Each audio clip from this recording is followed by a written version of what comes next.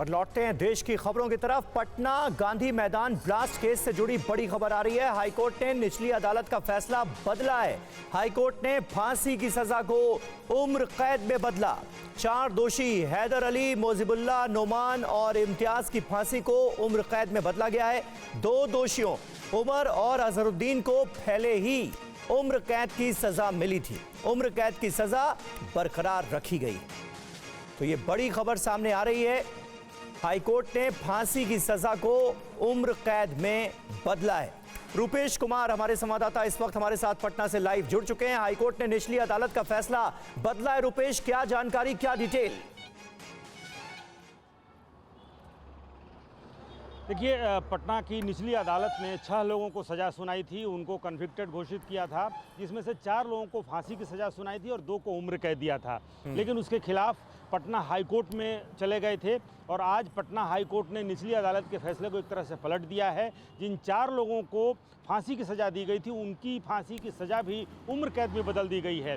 यानी कि 4 लोग जिनको फांसी की सज़ा दी गई थी, अब उन्हें उम्र कैद में बदल दिया गया है और 2 लोग जिनको उम्र कैद पहले ही दिया गया था, उनको उम्र कैद की सज़ा बरकरार रहेगी।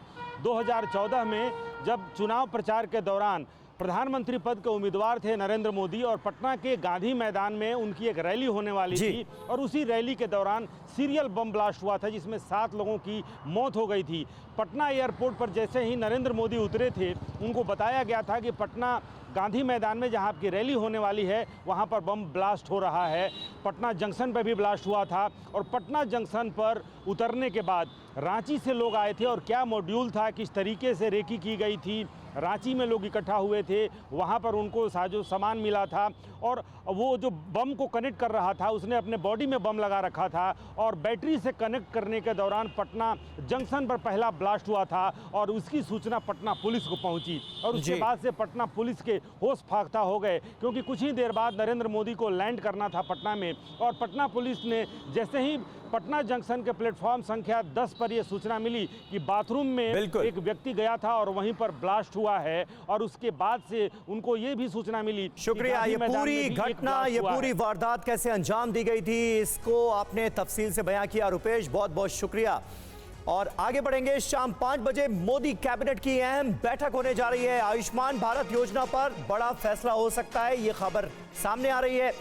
70 साल से ज्यादा उम्र के बुजुर्गों को योजना में लाने का प्रस्ताव है। बीजेपी ने मैनिफेस्टो में भी ये वादा किया था। इलेक्ट्रिक व्हीकल से जुड़े 2 फैसले भी हो सकते हैं। पीएम ई ड्राइव स्कीम को मंजूरी भी मुमकिन है। ई ड्राइव स्कीम 11,000 करोड़ की सब्सिडी का इस पर प्रस्ताव है।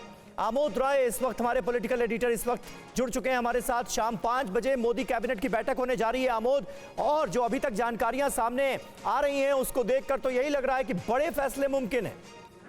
बिल्कुल समीर, जैसा कि अभी आपने बताया कि बीजेपी आज अपने मैनिफेस्टो में किए गए वायदे को पूरा कर सकती है, जिसमें कहा गया था कि 70 साल या उससे ज्यादा के लोगों को आयुष्मान कार्ड योजना के तहत लाया जाएगा। तकरीबन 7.5 करोड़ लोग देश भर में इस स्कीम का फायदा मिल सकता है।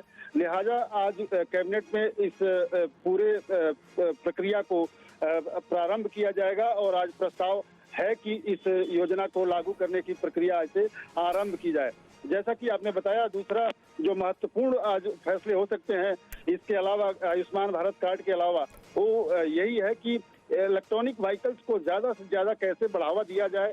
जो उस स्कीम चल रही थी पहले से फेम 3, उसका नाम आज चेंज करके E drive scheme, PM E drive scheme किया जाएगा और ऐसा सूचना मिल रही है कि 11,000 करोड़ रुपया की सब्सिडी देने का प्रस्ताव है इस पूरे प्रक्रिया में। इसके अलावा जो पब्लिक ट्रांसपोर्ट है उसमें इलेक्ट्रिक बसों को कैसे ज्यादा से ज्यादा बढ़ाया जाए, पीएम ई बस सेवा पेमेंट सिक्योरिटी मैकेनिज्म को भी आज मंजूरी दी जा सकती है। समीर, ठीक है, शुक्रिया आमोद आपका इस जानकारी के लिए।